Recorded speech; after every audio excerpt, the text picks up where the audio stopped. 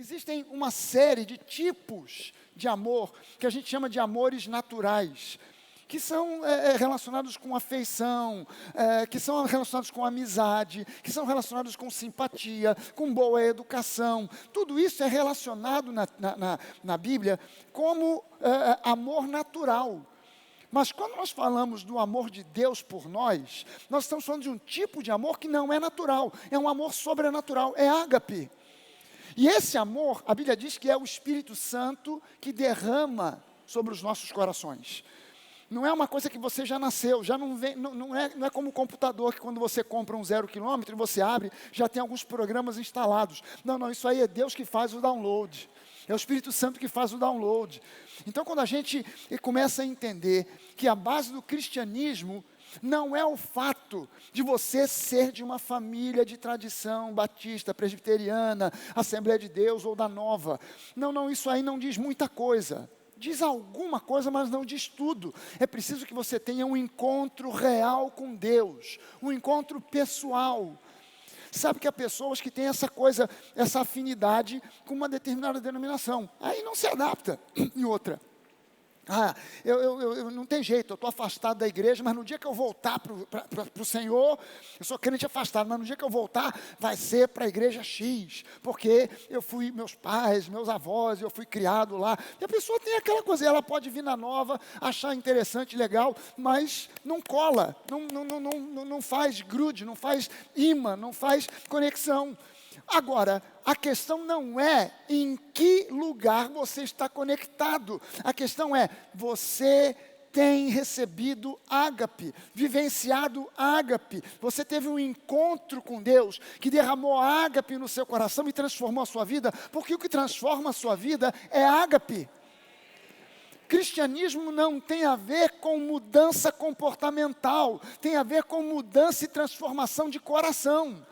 A mudança, a transformação do coração provoca mudança comportamental. A mudança comportamental não provoca necessariamente mudança de coração. Às vezes até um conflito, dentro da igreja a pessoa é uma coisa, fora da igreja é outra. Não, nós somos a mesma coisa aqui, fora da igreja, em um restaurante, em um cinema, em um shopping, na rua, no trabalho, na faculdade, na escola, onde a gente está, nós somos veículos de ágape para esse mundo. Amém, gente? Eu quero que você entenda uma coisa interessante. A história das religiões, ela muda por completo quando Deus entra em cena e revela ao homem que ele é o Deus único. E é óbvio que isso traz um outro entendimento. Se esse Deus que está se revelando a mim é único, os outros deuses a quem eu adorei até então são falsos deuses. Não é isso, gente?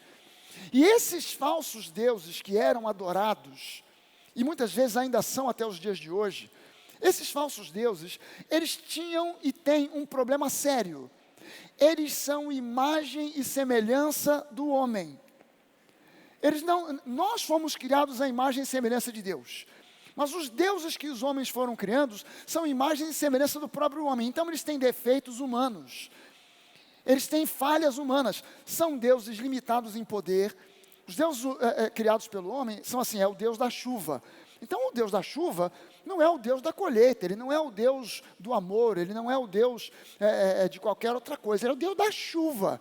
Você não pede a Ele por um casamento feliz, você pede a Ele por chuva. A deusa do amor, você não pede a ela por colheitas abundantes, você pede a ela por uma vida amorosa abençoada, porque ela é limitada no seu poder. Esse Deus se revela agora onipotente, onisciente, onipresente.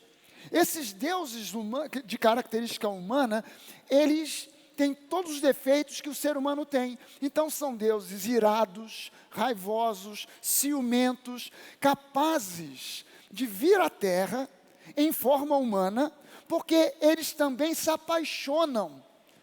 São deuses que de repente, é um Deus de caráter masculino, que de repente se apaixona por uma mulher de carne e osso, aí ele se faz em forma de homem, e ele vem tentar conquistar aquela mulher. É um amor de característica sensual. E ele vem tentar conquistar. Mas se ele não consegue conquistar aquela mulher, ele diz, não, mas eu quero e acabou. Ele pega e leva e estupra. Ele vai na marra. vai do jeito dele, porque ele tem as características humanas, os defeitos, a raiva, a ira do ser humano.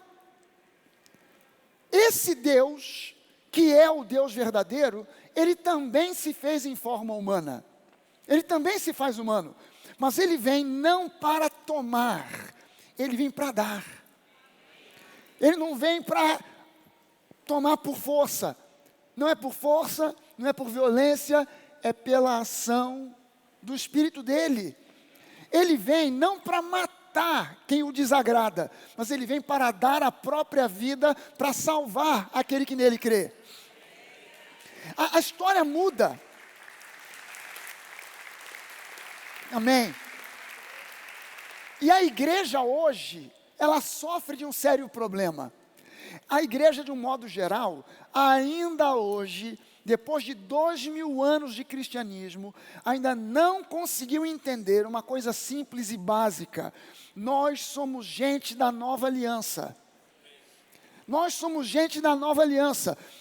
O Deus da antiga aliança é o mesmo Deus da nova aliança. E da nova também. É o mesmo Deus. Mas a maneira como ele se relaciona com o ser humano mudou da água para o vinho. Na antiga aliança, ele se relacionava com o homem através da lei. Havia uma interface, havia uma barreira, havia um muro entre Deus e o homem. Era a lei.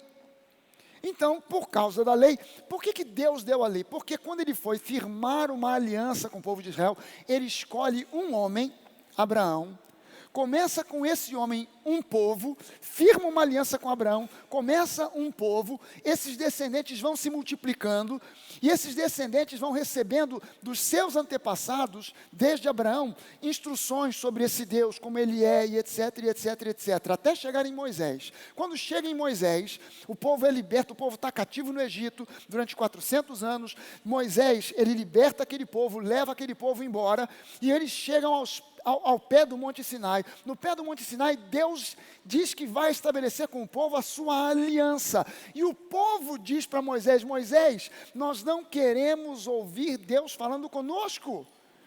Porque a visão que eles tinham era uma visão assustadora.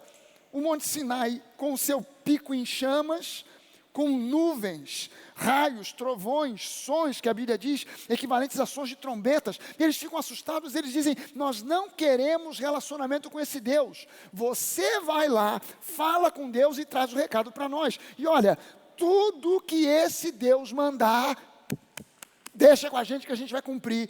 Aí Deus fala: vocês acham que é assim, que é pela sua força, que é pela sua capacidade? Então vamos ver se vocês realmente aguentam carregar esse fardo. E Deus, ao invés de estabelecer uma aliança com base em graça, que era o que ele queria, essa era a vontade boa, perfeita e agradável, ele envia a lei. E a lei, não é que Deus ficou ruim, mas Deus é um Deus justo. E Deus não pode bypassar a lei. Então o que Deus faz? Cara, você pisou na bola, eu tenho que julgar você de acordo não com o meu amor, mas de acordo com a lei. E a lei diz que esse pecado que você cometeu é digno desse tipo de punição. E você precisa, para se livrar desse pecado, passar por todo um ritual de purificação. Mas o problema disso aí não era Deus. Deus é amor e sempre foi amor. Amém, gente? Mas com a lei no meio, eu já usei esse exemplo aqui algumas vezes. Um juiz, um justo juiz, juiz natural de um tribunal de homens, que vai julgar alguém, ele pode olhar para aquela pessoa, morrer de pena daquela pessoa. Ele pode olhar para aquela pessoa e ter compaixão daquela pessoa. Ele pode olhar para ela e ficar conduído, mas ele vai ter que julgar segundo a lei. Ele não pode olhar e dizer assim: poxa, mas eu estou com tanta pena dessa jovem. Ela foi cooptada pelo tráfico, engoliu um monte de trouxinha lá de cocaína, mas foi flagrada no aeroporto e ela foi presa por tráfico internacional de drogas. Coitada, ela fez isso porque ela estava passando por uma situação financeira miserável e ela se ofereceu para isso, ofereceram para ela essa falsa oportunidade, ela entrou e caiu na armadilha dos caras, foi presa. Estou morrendo de pena dela. Ela não é uma criminosa, nunca matou ninguém, mas eu não posso julgá-la de acordo com a minha paixão ou compaixão. Eu tenho que julgá-la segundo a lei. Então, por causa do tráfico internacional de drogas, segundo a lei, você vai pegar 10, 15, 20 anos de cadeia. Então, o juiz, ele é bom, ele é gente boa, ele é compassivo, mas ele tem que julgar de acordo com a lei. Mas quando Jesus entra em cena, Jesus ele vem para cumprir a lei e para dar término à lei. É isso que a igreja não entende. É que Jesus veio cumprir a lei e em cumprindo, ele dá término à lei. Porque a lei nunca foi. Ouça bem isso. A lei não é, nem nunca foi, a vontade boa, perfeita e agradável de Deus. Nunca foi. A vontade boa, perfeita e agradável de Deus é a graça. Então, Jesus vem para cumprir a lei e dar término à lei. O apóstolo Paulo expressa aí dizendo, o fim da lei é Cristo. O término da lei é Cristo. Então, não adianta a gente tentar dar desculpas e tentar reavivar, revigorar, ressuscitar a lei. A lei, ela foi cravada na cruz por Jesus. Paulo fala sobre isso de maneira muito clara. O escrito de dívida que era contra nós foi cravado inteiramente. Esse escrito de dívida que constava de ordenanças, não era uma lista dos nossos pecados, mas era a própria lei, foi cravado na cruz. E agora, nós que estávamos vivos para a lei, segundo a Bíblia nos relata, nós morremos para a lei com Cristo. Morremos para o pecado, morremos para a lei, morremos para nós mesmos, e com Ele nós fomos sepultados, mas com Ele nós ressuscitamos, com Ele nós ascendemos, e com Ele nós estamos assentados em lugares celestiais, para reinar com Cristo em vida. Aleluia!